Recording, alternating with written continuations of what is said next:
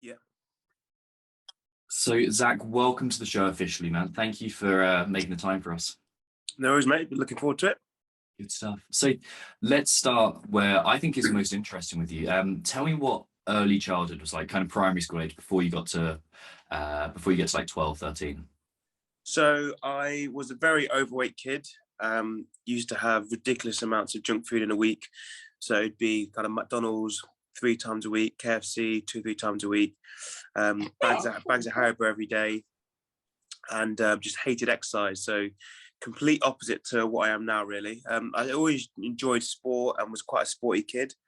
But if you tried to get me to do any sort of exercise outside of a sport environment, then I'd be like, no, I don't want to go for a walk, don't want to go for a run. So yeah, that's my little puppy trying to get involved in the action. We're allowed to have dog interruptions. That's all good. I'm going to quickly take her out 1 second. That's all right. Yeah, so that was kind of my childhood background. And then it kind of all changed around the age of 13, like I said, when my dad offered to get me a PlayStation 2 if I was to sort my diet out and get a little bit in shape. Yeah, but I know it's asking a way back, but before that, like, kind of transaction there and the kind of the movement towards weight change, or what was it like to be you before then? I was very self-conscious, hated the way I looked. I never really liked taking my top off around anyone. I always remember swimming lessons at school was always like a big nerve-wracking thing for me, and I always try and make up as many excuses as I could to try and skip school that day or skip swimming. I remember times where I used to be at home and my parents would have friends around and I'd be just chilling with my top off on the sofa.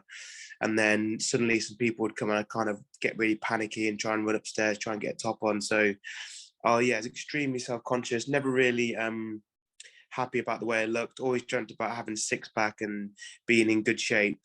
But I was always a happy kid, but I think deep down, I was very self-conscious the way I looked.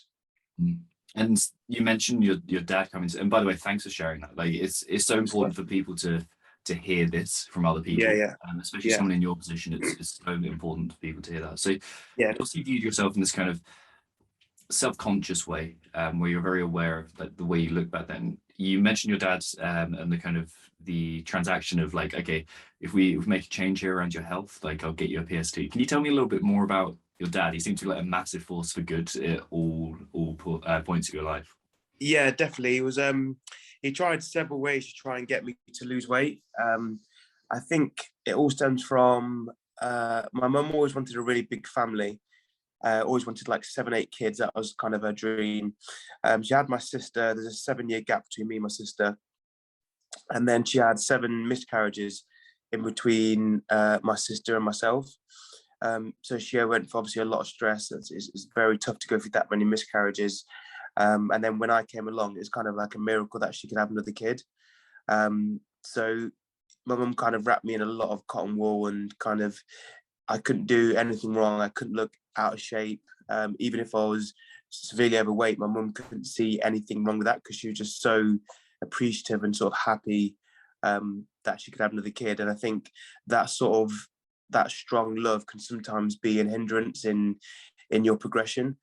And my dad was kind of the one that kind of looked past that and said, look, right, he needs to kind of sort himself out now, because if he doesn't sort himself out now, when he gets to the age of mid-20s, early 30s, he's going to be in a real bad way.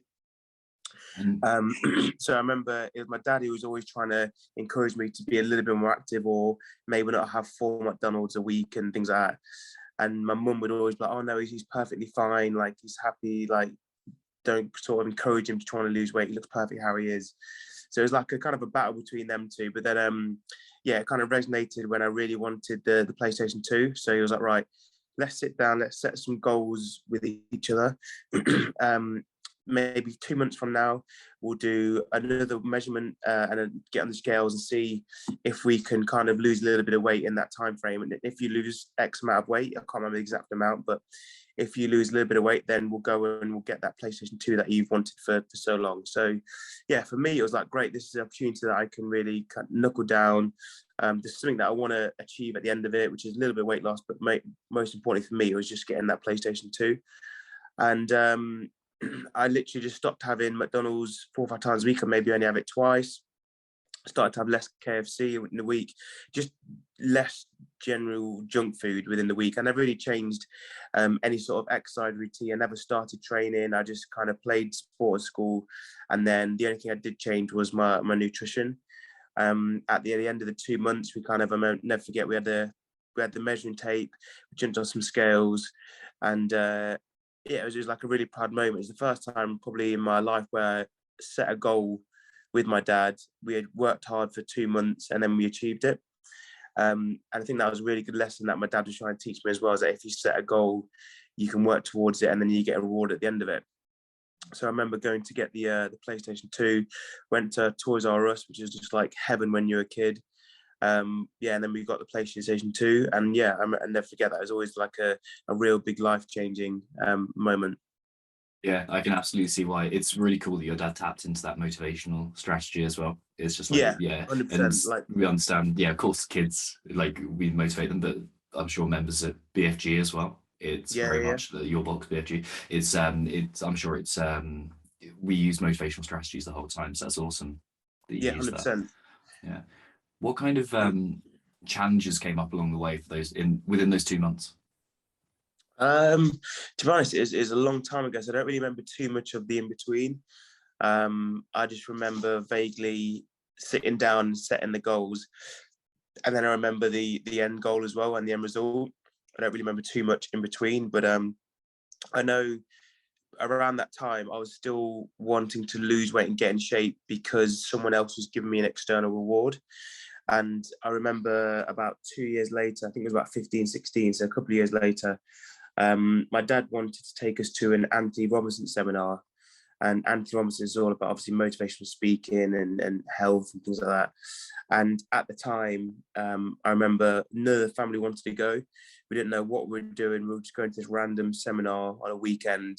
Obviously, I was a 16-year-old kid, so I didn't really want to go with the family to this random seminar. Anyway, we got dragged along, and that was like a massive life-changing experience as well. It was over 2 or 3 days. I think it was called Embracing the Power Within or something like that. And it was all about, like I said, motivational speaking, sort of wanting to get more from life, all about eating healthy and how that can have effect on everyday life.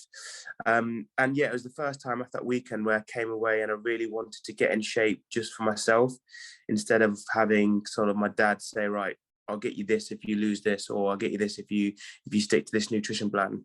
It was a time where I literally just wanted to get in shape for myself, get in the best shape I possibly could for myself, and then eat and live a healthier lifestyle just to be healthier and feel good about myself. And I remember us as a family after that weekend, we all kind of cut the junk food out. We all kind of did it together.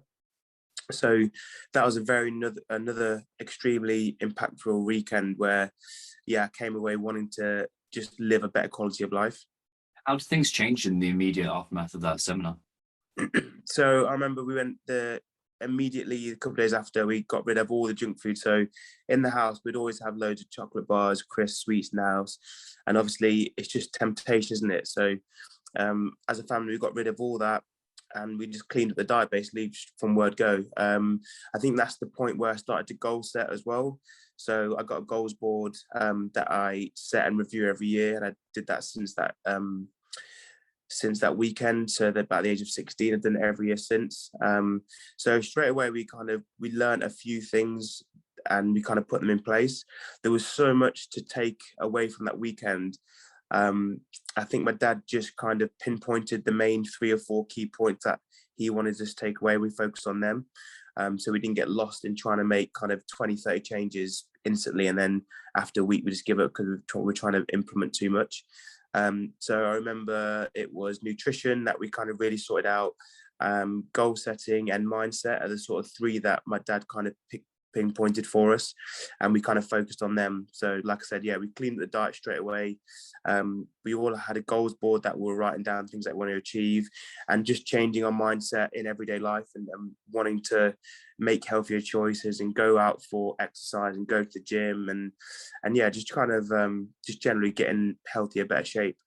Like it's cool to hear how you are surrounding yourself in that kind of a supportive environment, and it sounds like something you're continuing to do in your training environment now, and that's definitely something I want to touch on for many reasons. There's a few things that I can't leave alone though that you mentioned.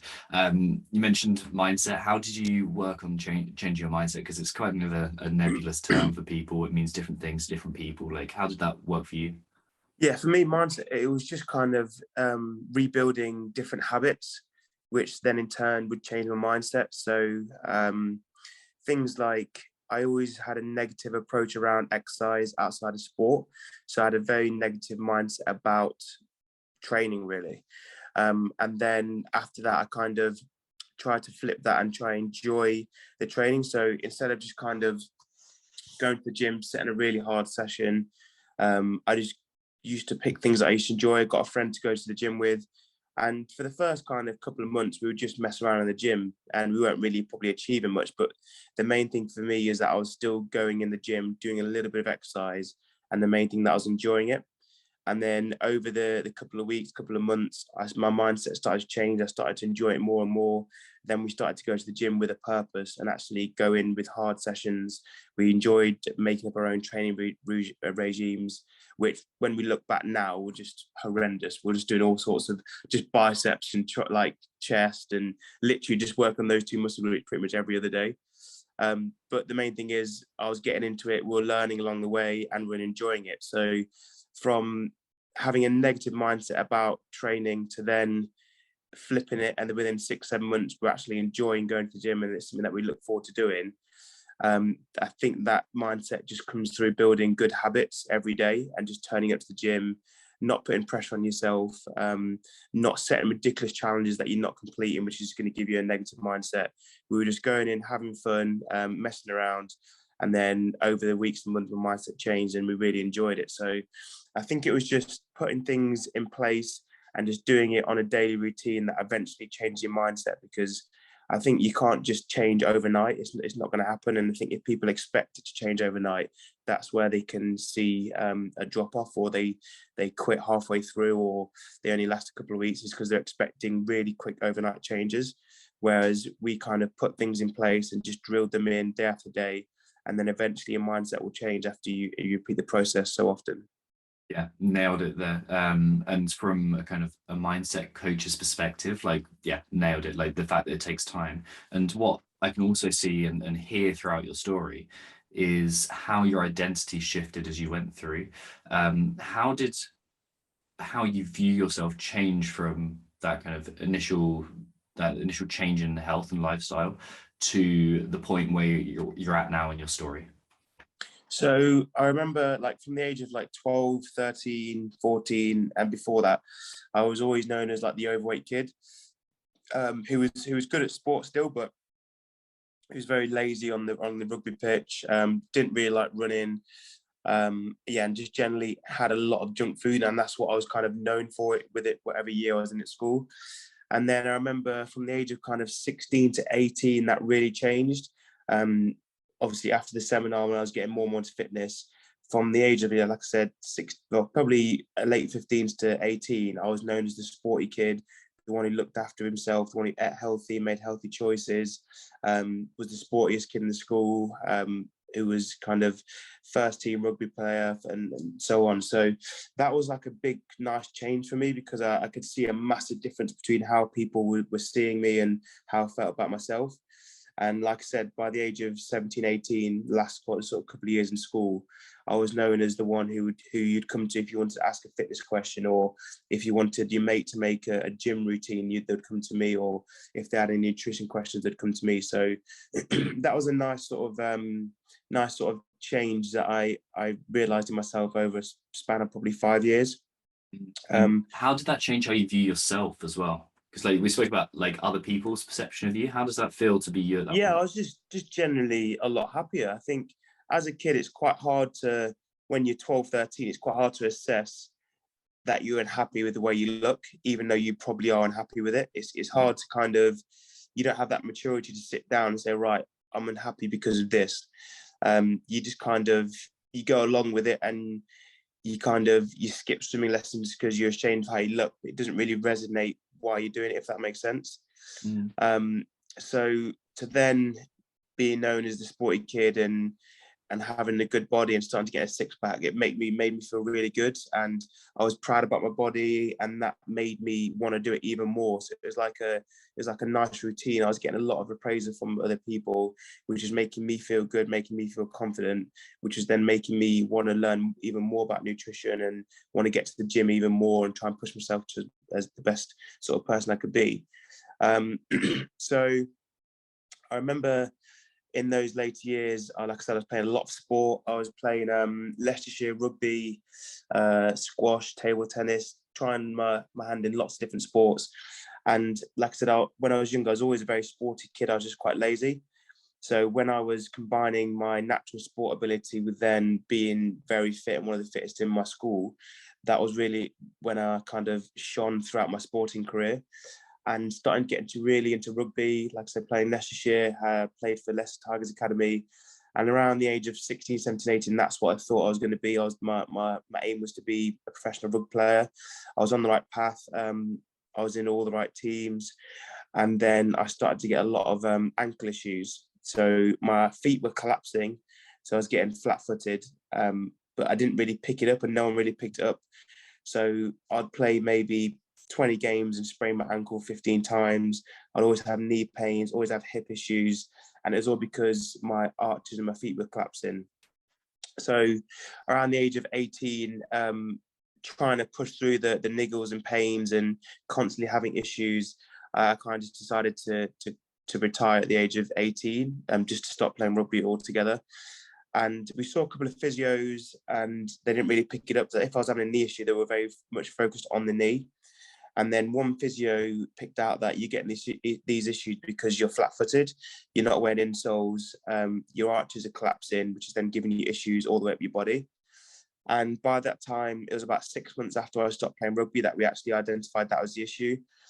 Got some insoles made, and then within kind of a month, 2 months, I was like back running and feeling great again.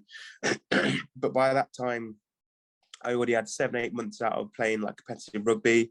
I didn't really want to get back into it. I kind of fell out of the love of the sport because how often I was getting injured through it. And then I remember the age of 18 thinking, right, what am I going to do? I thought I was going to be a rugby player. Now I need to find something that I want to focus on. University never really appealed to me. I didn't want to go to uni. I was never very academically strong, so I didn't want to go and just waste 3 years kind of having a laugh and just enjoying uni for the wrong reasons, and then come away having a big amount of debt and not really a specific qualification that I wanted to work on. So because of my weight loss journey, because of how passionate I am about nutrition and training, I thought, right, why don't I become a PT? Because I'm in really good shape. I know what it's like to go on a weight loss journey. I thought my story would be a really good selling point to attract clients. So as soon as I left school, I did a years-long course at Loughborough College. After 6 months, I was working in a gym and absolutely loving it. And that was like my path from the age of 18 to 23, 24 was being a PT, helping people on the fitness journey. And yeah, I really enjoyed that period of my life before I found CrossFit. Yeah, I can see why. There's such an identity shifter. There's such a like, oh, this is who I am is changed so dramatically over those years. The question actually, before I get to that, talk to me about your goals board. Like, what does it look like now? Yeah. So at the minute, it's got a podium at the CrossFit Games. Yeah. It has what else has it got? It's got loads of stuff on. It's got specific training goals, like a 140 snatch, 170 clean jerk. It's got business orientated goals, so work with certain brands, develop things like a YouTube channel. I want to eventually get into some property stuff, so it's got a few goals on that side of things. So yeah, it's got a good mixture of training and sort of non-CrossFit related goals. And like I said, every year it gets reviewed. We tick off what we've achieved. And then, like you said, some things don't happen overnight. So when I first started CrossFit in 14, on my goals board then was compete at the CrossFit Games. And then it took 7 years to finally qualify. So it's not like every goal is going to get ticked off each year. I have main goals that might take, like I said, 7 years, but then I have some goals that get ticked off every couple of months that keep me motivated and keep me striving towards the big main goal. So yeah, a mixture of career goals, a few family orientated goals in there as well, and then some non-CrossFit business related goals as well. Nice. And how often are you reflecting on that? I look at it every day, but probably assessing it and seeing how it's going probably every 3 or 4 months. And then at the end of the year, I'll always have an end of year review of how it all went and what got ticked off, what didn't, why didn't it get ticked off, and things like that. So yeah, a big sit down and evaluate the whole year at the end of each year. But then every couple of months, we're looking at it and see how on track we are to achieving certain different goals. Nice. And are you thinking as well of like how you want to change as a person and like how you want to grow? So for example, one thing that might help you achieve some of those goals is for someone that's not necessarily you, like be more aggressive in pursuit of this, or I want to turn up my confidence in terms of this. Are you considering like, or become more present, being like developing mental toughness, all these kind of things? Are those in your mind as well? Yeah, I think quite fortunately that stuff comes naturally to me. So I know if I set a goal, I know what I need to do to achieve that. So for me, for example, if I wanted to say I've got a certain snatch goal that I want to hit, I know to achieve that goal for me, I need to spend a lot of time doing my drills, a lot of time spending work on mobility, making sure I'm stretching, recovering every single day to prevent injury. And they're the 3 things that I need to focus on to be able to achieve that goal. And every goal will have those sort of steps that I need to, or steps and actions that I need to take to achieve that goal. And I know them steps for each goal. And I think just from my personality and how I like view the world and how I just live every day is that I'm always constantly doing those things without constantly thinking about I'm doing those things. I think, if that makes sense. Yeah. So another one might be if I'm trying to get into property and trying to build a property portfolio, first I need to learn about that industry. So every couple of days or every sort of week, I might be researching different things or reading different articles and just learning more about that industry. And it's not a conscious effort to have to do that. It's just something that I know is in the back of my mind. If I want to achieve this, I need to start doing this, this, and this. Same thing like the YouTube channel. I want to grow and develop a YouTube channel. And to do that, you need to make regular content and post regularly. So for me, again, it's always in the back of my mind that, right, we need to get another video for this week. So I'm consciously thinking about who I'm going to do the video with and then organizing it, put it together. And then I know doing that week on, week out is going to eventually help grow the channel. So yeah, each goal has its different steps that you've got to have in place to be able to achieve them. And I think because I've just done it for so long, it's something that comes quite naturally to me. And I don't really have to think every day like, right, I've got to do this for this and this for this. It just comes quite naturally to me, I think. Nice. That's really nice. Yeah, and I think having the goals ball somewhere where you can see it every day makes a big difference as well. And I always recommend, if you do have a goals board, have it somewhere. So as soon as I wake up, I look at that goals board. I'm not looking at it, I'm sitting down like, right, I'm reading everything I've got on there. But just subconsciously, you even seeing just a few of those goals every single day you wake up and then go sleep, it just resonates sort of deep in your subconscious that you know there's certain steps you need to do. And it's just like a constant reminder of what you need to and what you want to achieve. Yeah, you nailed it there. Like bring that goal to the subconscious, keeping the top of the mind awareness. Like that is exactly what we're trying to do. Like we have an exercise called the direction review. Yeah. And in that you're basically refreshing your vision. You're deciding on whether your direction is good, is on target, essentially. Like, am I doing the right things? And then breaking it down. So what am I going to do today to take me closer towards success? So that's it's sweet that you're doing that. It's really cool to see. Yeah, okay, thank you. Yeah. When did you first meet Hamid Singh? So I met Hamid in when is it now? I'd probably say 2014 it was. Okay. And what was your first memory of him? I remember, so he came in, so he was living in Dubai at the time, and his family were over here, so he used to come to the UK regularly. And I owned a commercial gym at that point in 2014. We'd not long had it opened, and I was watching all the CrossFit documentaries and absolutely buzzing off CrossFit at the time, thinking I was going to get to the games within 6 months. Absolutely trying to train like Rich Froning and do it twice a day, but then still work for 8 and 9 hours a day. And I was just super eager and keen to get into CrossFit. And I was doing some strict presses at the time. And Hamid came to the gym. It was his first time there. He signed up to a free trial, and then he walked into the gym. And we had like a little CrossFit section in the gym. So the majority of it was like bodybuilding kit. We had a big section for functional fitness classes. And then we had a small 2-man rig where I could do some gymnastics and practice some CrossFit bits. But in the gym, we probably had at the time maybe 3 people who were doing CrossFit. So me and then 2 of my friends that enjoyed it. We had no idea what we were doing. Our technique was horrendous. We were just trying to do muscle ups and trying literally what we saw on YouTube, we just tried to copy the next day. And I was doing some strict press, and then Hamid came in and he had some of your classic CrossFit trainers on. Like he had his knee sleeve. I was like, oh, right, this guy looks like he does CrossFit. So I went up to him and said, how you doing, mate? Like, welcome to the gym. I can see you do a bit of CrossFit. And he's like, yeah, I'm a level 2 coach. I'm from Dubai, but I'm coming here to visit my family. And I remember he saw me strict pressing. I think I was strict pressing 100 at the time. And he was like, you're strong, mate. How old are you? I was like, oh, 24 at the time, 25. And I was like, yeah, I want to get to the games. That's my aim. And he was like, right, you're mega strong if you're strict pressing 100 kilos like the way you are. That you've got some really good strength. Over the next couple of days, we did some fitness sessions, and my fitness has always been really good for my sporting background. So you could tell I was fit as well.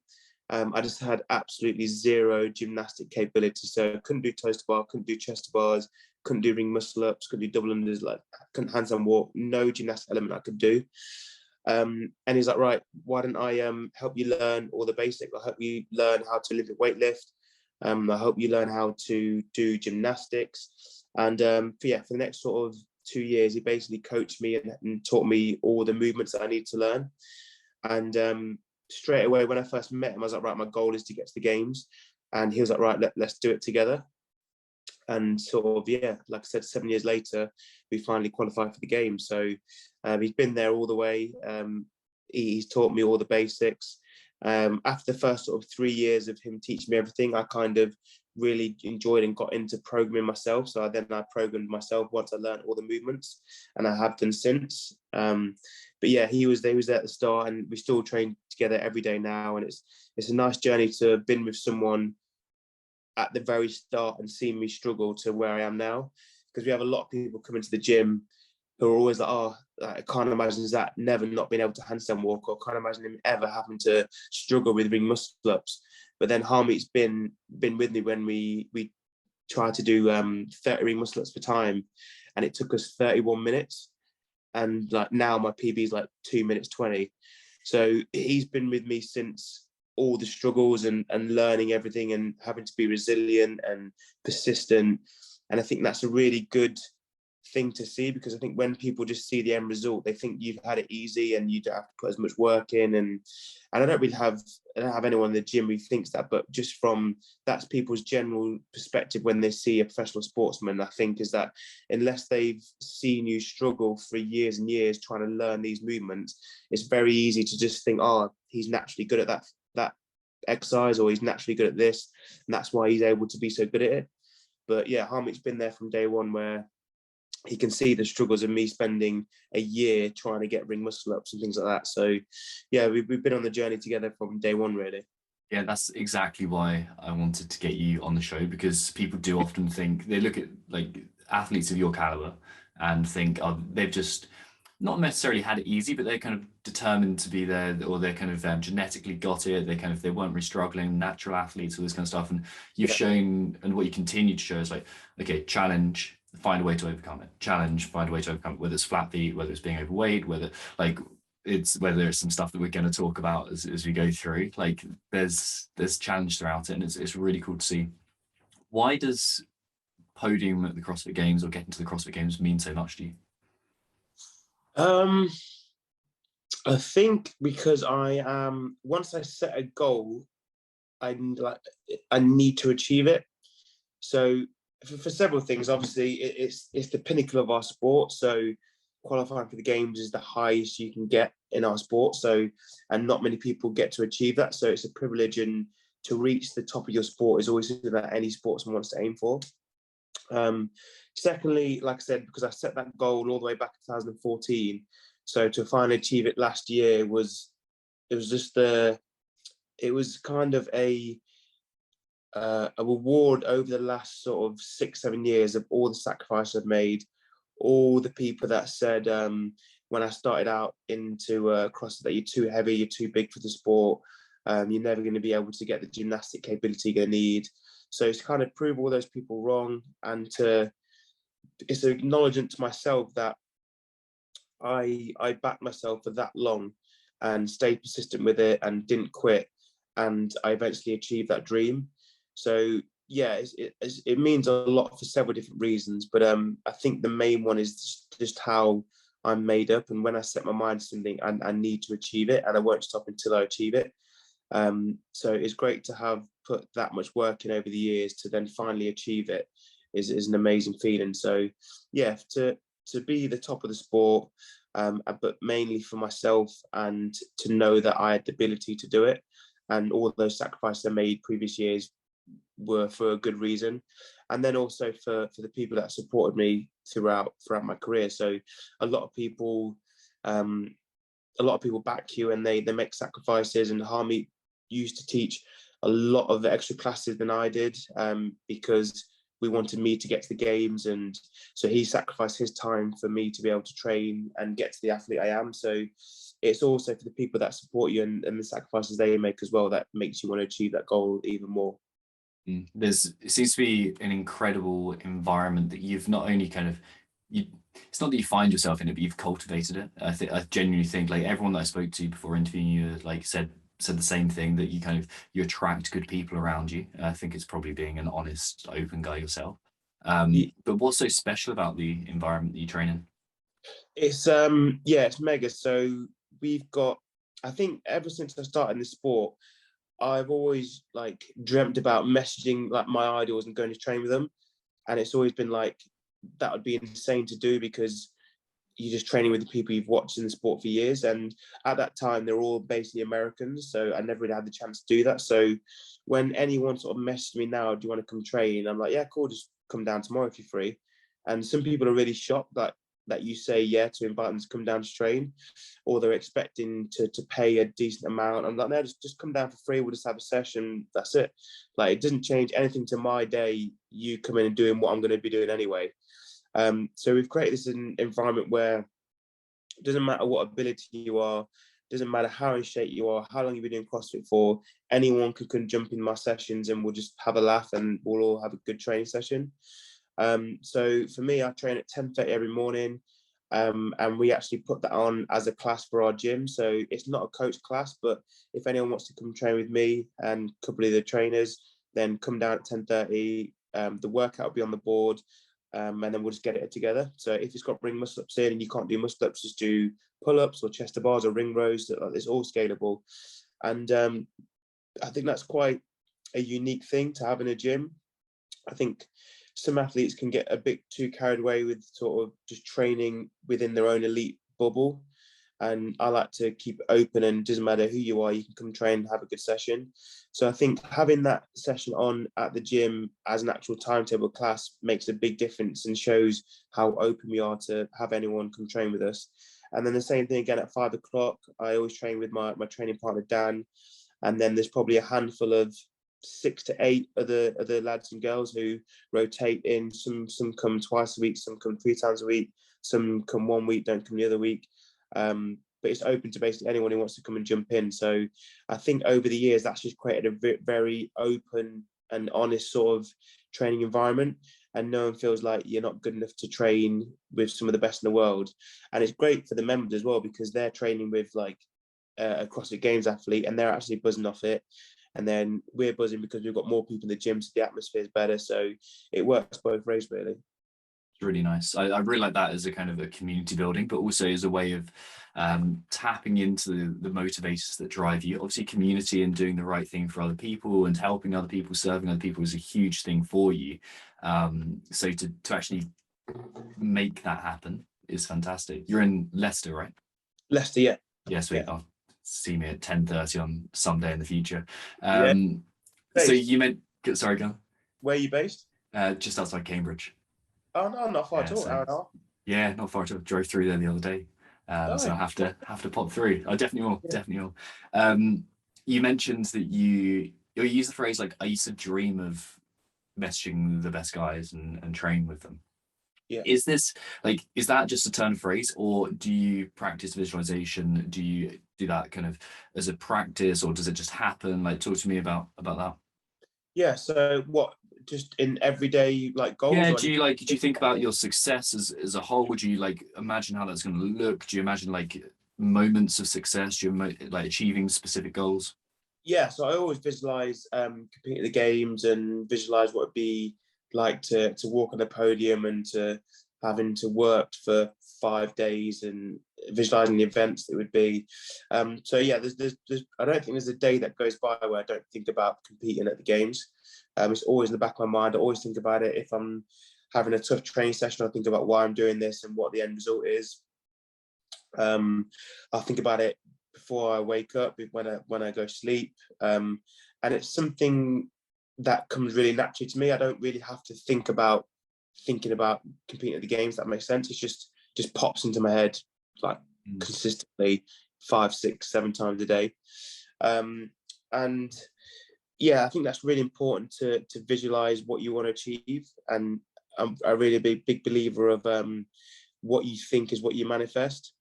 And I remember reading the book The Secret years and years ago, and it's a great book about mindset and the energy you put out and what you think is what you attract. So when I've got competitions, I'll be thinking about the workouts, thinking about me visualizing going through the workout, competing at the arena I'm competing at. So it kind of changes. So for instance, I've got Madrid in 2 weeks.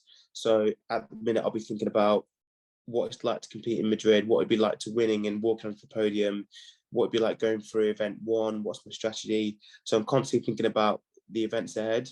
But if I'm not got anything specific that I've got within the next sort of month or 2 months, it's always just kind of, thinking in my head about competing at the games and what it'd be like to be there and with the crowd and all my family and friends cheering and things like that. So yeah, there's not a day that goes by where I don't visualize the goals and what I want to succeed in. That's really nice. So what you're doing there, you're again alongside that vision board or that goals board, you're constantly refreshing that subconscious vision of going, okay, I'm stretching it, and then that is becoming your normal, your normality, your prediction of what's going to happen. So then your behaviors change, and that's so sweet. So I don't think there's anything mystical happening there, even though sometimes these kind of things get wrapped up in it. I think you're just science is proving that the more you visualize this thing, the more that becomes your default setting, and then the more you carry out those activities. One more question about visualization before I want to move on.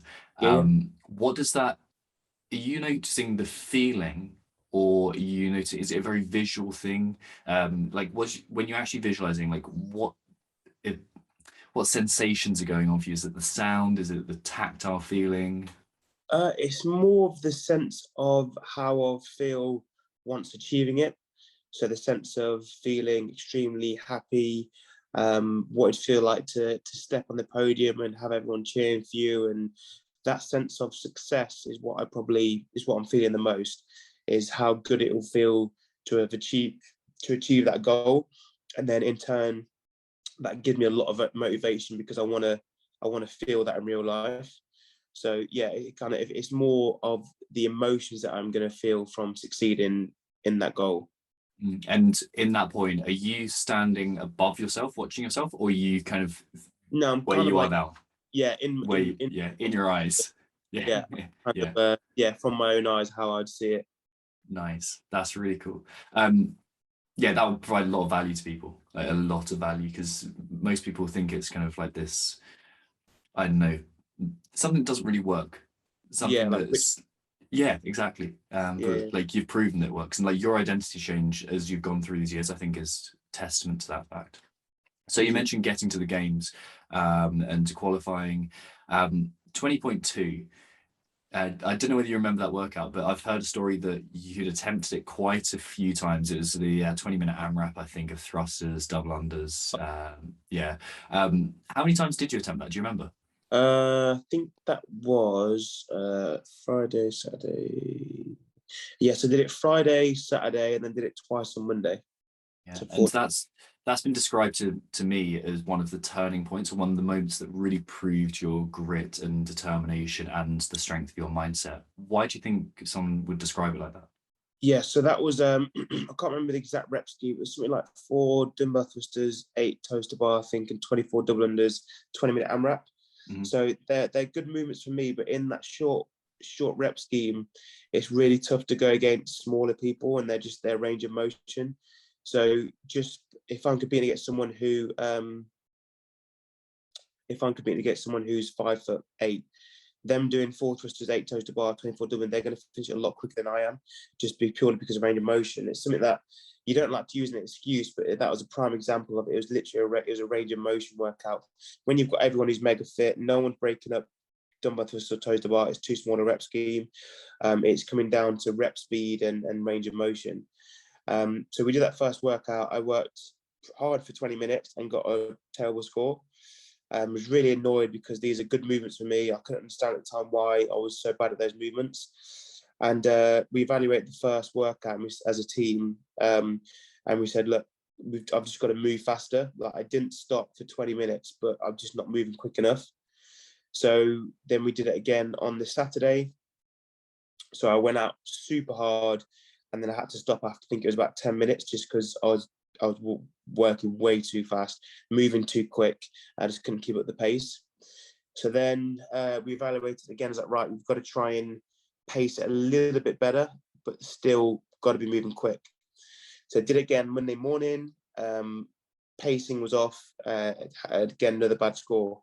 So this is a workout where you're doing hundreds of double unders. You're doing hundreds of thrusters, loads of toes to bar. So your body's getting mashed up every time you're doing this workout. And I body did it 3 times in 3 days. So we did a score on Monday. Wasn't good enough. Went home. I was like, right, I've got to do this workout again, twice in a day. So then we came up with a strategy. It was really good strategy. We had Ben, who comes to be with all competitions. He's like my right-hand man and kind of looks after all my time during competition. He was on my pacings. We had another person with a stopwatch who was calculating my rest. We had another person who was on a whiteboard ticking off how many rounds I was achieving. So we had about 5 or 6 people around me during this workout. And we came up with a strategy where we did 4 rounds sprint, rested something like 11 or 12 seconds, and then did that on repeat. And it was like a big team effort of someone keeping me on pace, making sure I'm not resting too much, another person making sure I was moving the correct speed to get the rounds done properly, another person counting my total rounds. And it was just a real big team effort to achieve a good score in that 20.2. And eventually it was a good enough score. And eventually, obviously, we won the Open and qualified for the game. So that was a real big workout for me, where I didn't let the excuse of range of motion or how big you are get in the way. Even though it was a big hindrance for that workout, we still managed to devise a workout plan and get around it, which is a big achievement for us as a team. Yeah, I love it. It's also interesting as well that you're focusing on the team. Like, yeah, it's really cool to hear for obvious reasons, but it's nice to hear that it's not like this is what I did, because it is a team effort in these environments. As much as you're the person putting the output, it's a team effort that goes into it. Yeah. Okay, so one question that I really want to get to, I just want to make sure we cover it. What was your greatest athletic achievement? Yeah, qualifying for the games. Okay, why was that so important to you? Just because, like I said, it was the goal that I set out when I got into CrossFit. That the goal and the only goal was to qualify for the games. And like I said, it took 7 years to finally achieve it. So it wasn't a goal that came easy. It was a goal I had to slug away for years and years to achieve it. Had to overcome lots of different injuries. Had to overcome being a big athlete in the sport and learning how to move my body in the most efficient ways to compete with the smaller guys. So yeah, just because it took so long and it was such a resilient and sort of determined version of myself I need to be able to achieve that. And yeah, like I said, we achieved that for 7 years. So yeah, that's definitely my highlight of the career, was to qualify for the games. Yeah, I can see why. And then talk to me about a great kind of individual moment in athleticism. So like, is there a workout you remember where you're like, okay, that was exactly how I want to feel? Yeah, so that was again, that would be 20.2. Okay, so nice. that would be the workout where I was most proud about, and how we overcame my body composition to be able to suit that workout. And like I said, that took a lot of planning and a lot of working out to be able to get that good score. So that's definitely like my most sort of thought after workout was that how we achieved that score. Nice. And what was your mental state like in that workout? Do you remember like any self-talk? Do you remember how it felt to be you at that point? I just felt like I've done this 4 times now and not getting a worse score. So it was when you're doing the workout, all I'm thinking about is hitting my time. So all I thought about was doing 4 rounds as fast as I could, and that's literally as far as I thought. I wasn't thinking about I'm doing a 20-minute workout. I wasn't thinking about how many rounds I've got to achieve. I literally just said, right, I'm doing 4 rounds, then going to rest when they tell me, then I'm going to go when they tell me. So yeah, I just saw it as 4 rounds every time. Nice. That's a nice, precise way to think about things. Yeah, so, I think about the overall picture can be a bit daunting. Whereas I just thought about 4 rounds, do it, 4 rounds, do it. And it's a lot more achievable that way if you break it up. Yeah, absolutely. It is for all goals, whether it's your property goals or whether it's get to the games or work with brands, whatever it is, that's important to do that. So yeah, I'm going to let you get on with your day, and I appreciate your time. But before we do that, where can people follow you? Where can people, where can people find out a bit more about you? So if you want to find me, you can find me on Instagram, Zack George. We've got a YouTube channel as well. Just find me, Zack George, on there. The YouTube channel is all about kind of collabing with different athletes, so it's quite cool. But yeah, my main platform is Zack George on Instagram. Nice. Thank you very much, Zack. Awesome. Thanks, bro.